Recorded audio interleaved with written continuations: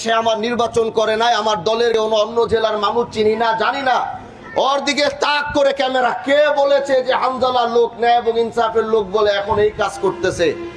এর জবাব আমি না নেওয়া পর্যন্ত আমি কিন্তু ওদেরকে ছাড়বো না। আমি আগে বলছি, এলাকার মানুষ কাদের উপরে উঠে আরে বাহাদুরপুর নিয়ে আসতে হবে আগে, তারপরে দেখবো এত বড় কলিজা কার আছে। ওই লোক 1 মাস আগে চাকরি নিছে, আমার কোনো দল বল না, কিন্তু এখানে হামজালার লোক ন্যায় এবং ইনসাফের লোক আইসা এই কাজ করতেছে, ন্যায় এবং ইনসাফকে কটূক্তি করেছে।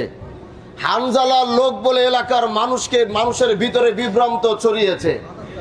আজকে যদি ও এখানে থাকতো আমি ওর জিবলাটা টান দিয়ে ছিঁড়ে ফেলতাম। আজকে আমি কি ফাইজলামি করতে এমপি হইছি মিয়া? কি মনে করেন? যেটা হয়েছে এটা ভুল হয়েছে। আমি বলেছি ওই সময় যদি ধরে ওরা আমার কাছে আনতো, আমার যে পায়ে যে জুতাটা পরা 2টা লাঠি দিয়ে ওর কক্ষি ফাটাই দিতাম, পরে হাসপাতালে যা চিকিৎসা লাগতো এটা আমি করাতাম। এখন আমি আইনের হাতে যেহেতু চলে গিয়েছে, সর্বোচ্চ বিচার অর্জন ওইখানে করা হয়। আমি ওসি সাহেবকে বলবো, প্রশাসনকে বলবো, কোনো ধরনের কোনো ছাড় যেন দেওয়া না হয়। আগামীতে শিবচরের মাটিতে এরকম বিচার এটা করতে হবে। আগামীতে অন্তত আমার এরিয়ার ভিতরে এরকম সাহস যেন কারো না হয়। অন্য এলাকার থেকে এসে আমার এলাকার ভিতরে বদনাম করে দিয়ে গেছে। একটা মাদ্রাসার বদনাম একজনের, এই সমস্ত জারাজের বাচ্চাগুলোর জন্য আলেমদের বদনাম হচ্ছে। বিভিন্ন চাকরিওয়ালা টুপিওয়ালাদের আঙ্গুল তুলে কথা বলার সাহস পাচ্ছে এই ইচ্ছাগুলোর জন্য।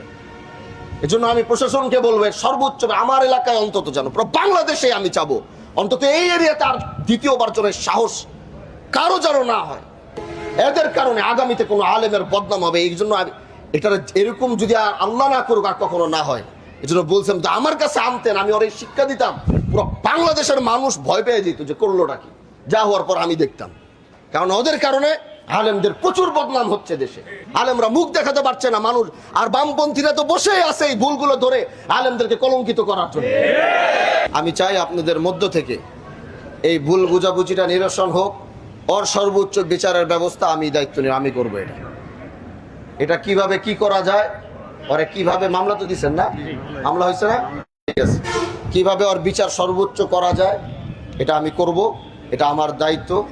কিন্তু এটাকে কেন্দ্র করে এমন একটা বিষয় হয়ে গেছে, মানে পরিস্থিতিটা এরকম দাঁড়াইছে যে আমার নেতৃবৃন্দ যে ধর্ষণ করছে তার পক্ষে, এরকম একটা সিচুয়েশন আমার সামনে আসছে। মানে এটা কত বড় একটা, মানে একটা জঘন্য একটা খারাপ কথা না এটা?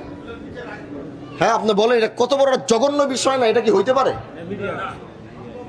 এই যারা এই ভিডিওগুলা এই মিডিয়া যারা এই সমস্ত বিষয়গুলো প্রচার করছে, সরাসরি বলছে এটা হামজালার লোক, ইনসাফ আর ন্যায়ের পক্ষে লোক এই কাজ করে। এটা তো প্রমাণিত যে সে আমার লোক না। এটা প্রমাণ হয়েছে।